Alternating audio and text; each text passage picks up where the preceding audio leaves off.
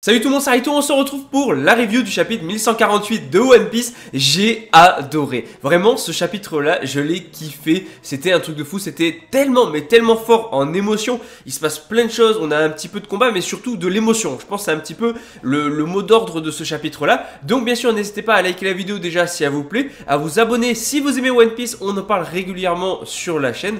Et surtout, dites-moi en commentaire vos théories, vos avis sur ce chapitre-là. N'oubliez pas d'ailleurs de balancer vos unpopular opinions sur One Piece en commentaire pour une prochaine vidéo. Et on va parler de ce chapitre là parce que c'était intense et on parlera énormément, on parlera après en tout cas de Scopper Gaban. Mais déjà on commence le chapitre avec l'un des enfants, à savoir Ronja, qui commence à se diriger directement au-dessus du royaume des morts, hein. Donc vraiment elle est au-dessus du vide, donc à tout moment elle peut tomber et c'est finito pour elle, elle est morte, donc on va essayer d'éviter ça.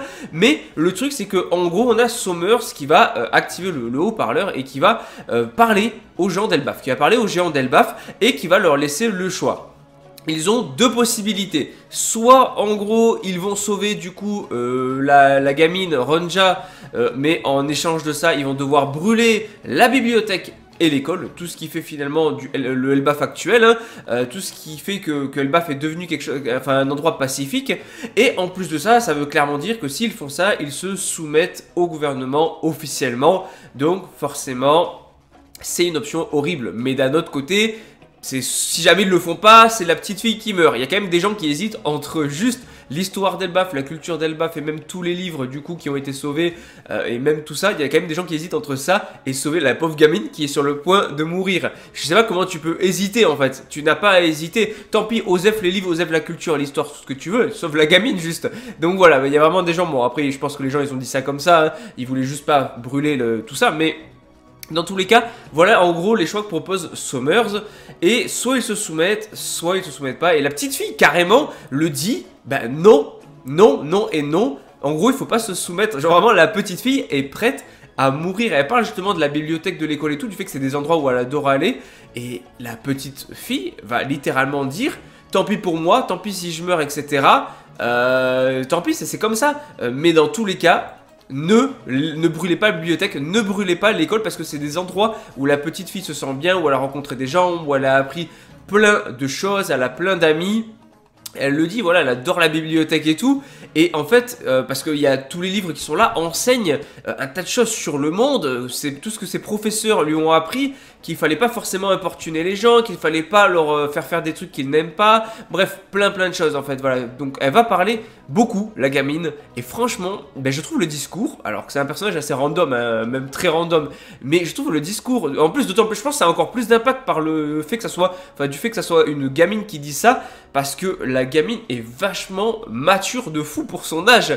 Elle est, pour son âge, bon après l'âge géant c'est pas le même que l'âge humain vraiment, mais du moins ils vivent plus longtemps les géants. Mais ce qui est sûr, c'est que là, la gamine, elle est en mode, si l'école et la bibliothèque doivent disparaître pour que j'ai la vie sauve, je pense que ça embêterait le monde, enfin tout le monde. C'est pour ça qu'il vaut mieux que je tombe. Seigneur Jarl, ne vous inquiétez pas pour moi, j'ai toujours eu de la chance, ça va aller. Elle est prête à se sacrifier, à mourir. Là, Oda, il est trop fort, encore une fois. Il nous sort la fameuse case avec du coup la morve, les larmes et tout. Vraiment, la scène typique. Tu vois, à chaque fois qu'il y a une scène vraiment où tu as envie de chialer, t'as toujours cette tête-là. T'as toujours cette tête-là, c'est limite le trait d'Oda, c'est comme ça, c'est un rituel d'Oda. Si jamais il veut faire chialer les gens, il fait la même gueule à tout le monde, avec les mêmes larmes, la même morve et tout, vraiment le même style de tête à chaque fois, et toi t'es obligé de pleurer. Voilà, t'es obligé de verser ta larme parce que c'est toujours intense. Là c'est un peu la même chose, le discours est triste de fou, elle est, bon forcément, hein, ça va pas se passer comme ça. Dans le sens où Jarl va ordonner du coup à Ange de brûler la bibliothèque et l'école, tant pis, il n'y a pas le choix. Ils vont décider de sauver la gamine, quitte à perdre directement l'école et la bibliothèque, quitte à se soumettre au gouvernement. Ils ne sont pas prêts à laisser mourir cette gamine-là, hein, malgré ce qu'elle a pu dire, hein. Très beau discours tout ça, mais surtout Robin, comment Robin pourrait rester devant ça et ne pas réagir? C'est impossible. Alors elle va dire à Chopper de rester caché du coup dans les cheveux, dans les cheveux de Zoro, mais elle peut pas se contenir en fait, elle peut pas se contenir. Comment tu veux qu'elle arrive à se contenir alors que là ils sont littéralement en train de menacer une gosse, le gouvernement. C'est littéralement d'ailleurs ce qu'elle a plus ou moins vécu, puisque le gouvernement en a eu après elle. Donc c'est ce que ça fait d'avoir le gouvernement qui t'en veut. Mais surtout, en plus... Bah, brûler tous les livres, c'est les livres d'Ohara de base, donc c'est toute la culture, c'est tout ce qui a été appris, c'est Ohara ces livres-là. Et ça, Robin, elle peut pas laisser ça passer, jamais elle peut rester sereine devant ça, donc oui, elle va pas péter un câble, mais oui, elle va forcément attaquer Somers avec ses bras, elle va utiliser son fruit du démon, elle va essayer de le fracturer, alors forcément il se régénère puisqu'il est plus ou moins immortel, mais... Je trouve ça super intéressant. C'est logique que Robin réagisse comme ça et franchement c'était touchant. Et en plus de ça, le pire c'est que, alors c'est pas vraiment elle qui va sauter avec Somers, mais il y a un clone de Robin qui va sauter avec Somers. Alors à ce moment-là, Somers il croit que c'est Robin et du coup elle va l'attraper et elle va sauter dans le vide avec lui, elle va l'embarquer dans le vide. Et là il pense que du coup c'est un peu une mission suicide en mode voilà, elle se sacrifie pour l'embarquer, pour se débarrasser de lui, mais lui il a pas forcément envie de mourir. Alors ça peut sous-entendre effectivement que s'il tombe d'une telle chute, il ne pourra peut-être pas se régénérer, il va exploser au sol et il sera en 1000 morceaux, parce qu'il va quand même se rattraper. Il va utiliser ses épines pour se rattraper. Et d'ailleurs, il va se rendre compte que c'est un clone quand il va utiliser ses épines pour la transpercer. Et en fait, Robin va essayer, en tout cas, de libérer Jinbei, Nami, Usopp et tout ça qui sont bloqués, qui sont enchaînés par Gunko. Sauf que le problème, c'est qu'elle n'arrive pas à défaire pas les lianes, mais elle n'arrive pas à défaire les cordes parce qu'il va falloir battre Gunko pour ça. Et là, on a Skopper-Gaban qui va arriver. Oui, on a Skopper-Gaban qui va arriver. On va avoir du coup Somers qui est de retour. Hein, voilà, il a pu remonter grâce à ses épines. Il va s'en prendre à Robin. Et là, qu'est-ce qui se passe? Quelqu'un arrive à toute vitesse, coupe un bras de notre cher Somers et ce bras ne repousse pas. Et là, on a Skopper-Gaban qui fait « ça fait un bail ». Et Skopper-Gaban, Somers qui est en mode Skopper-Gaban. Et là, bam, Skopper-Gaban qui l'explose. Non seulement il lui a coupé un bras, alors il y a un faux raccord parce qu'il va lui couper le bras gauche dans la case du dessus et c'est le bras droit qui a disparu sur la case d'en dessous. Ça sera corrigé dans les tomes, je pense. Hein. C'est juste Oda qui a... Enfin, Oda et son équipe qui n'ont pas vu le truc, qui voient qu'ils sont... C'est une erreur de dessin. Mais dans tous les cas, ça sera corrigé dans la sortie en tome, bien évidemment. Et... du coup, il se fait exploser. Skopper-Gaban, il est énervé de zinzin. C'est incroyable. Il va en découdre. Là, il n'est pas là pour rigoler. Ah non, tu t'en prends aux enfants d'Elbaf. Tu t'en prends aux géants. Tu t'en prends à Elbaf. Tu t'en prends à son gosse. Non, mais là, t'es allé beaucoup trop loin, Somers. T'aurais, mais jamais dû aller jusque-là. Et en plus, ce qui est intéressant, c'est que voilà, le bras de de Somers ne se régénère pas. Et d'ailleurs, l'attaque qu'il subit aussi à la fin...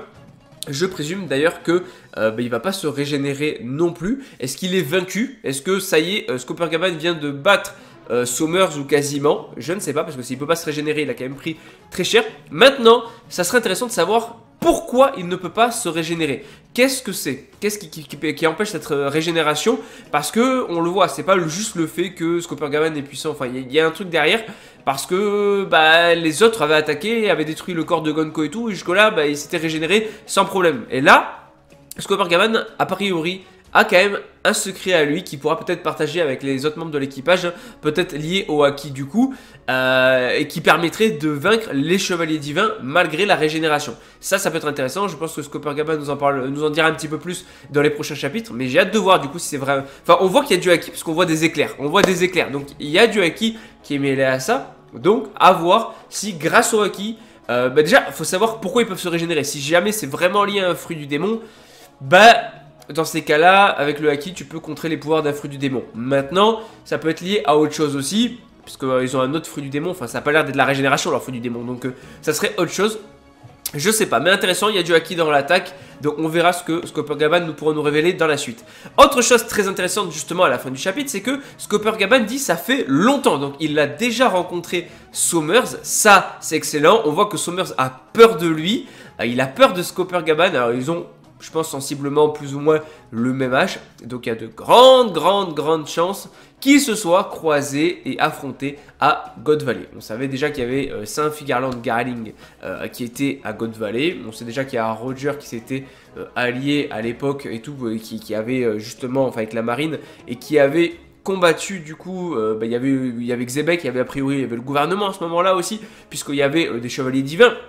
on peut supposer qu'à God Valley, je crois que c'était à 38 ans, à peu près, ben, on avait probablement Summers qui était là, parce qu'on a vu Garling, mais il y avait sûrement d'autres chevaliers divins, et effectivement ça semble se confirmer, il y a de grandes chances qu'ils soient croisés à ce moment-là. Alors il pourrait très bien s'être croisés à un autre moment, mais quelque chose me dit que ça pourrait être à God Valley, voilà, puisque qui dit équipage de Roger à God Valley dit que logiquement Skoppergaman était à God Valley, et donc si Skoppergaman était à God Valley, ben Summers il le connaît, donc ils se sont rencontrés là-bas. Voilà, en tout cas, franchement j'ai adoré le chapitre, je pense qu'en vrai il y a moyen d'éviter que la bibliothèque soit, parce que vu que Skoppergaman est arrivé à temps, il y a moyen d'éviter de brûler la bibliothèque et l'école, donc on va peut-être pouvoir s'en sortir, mais incroyable, j'ai adoré ce chapitre. Et on l'oublie pas en tout cas, One Piece, c'est la vie.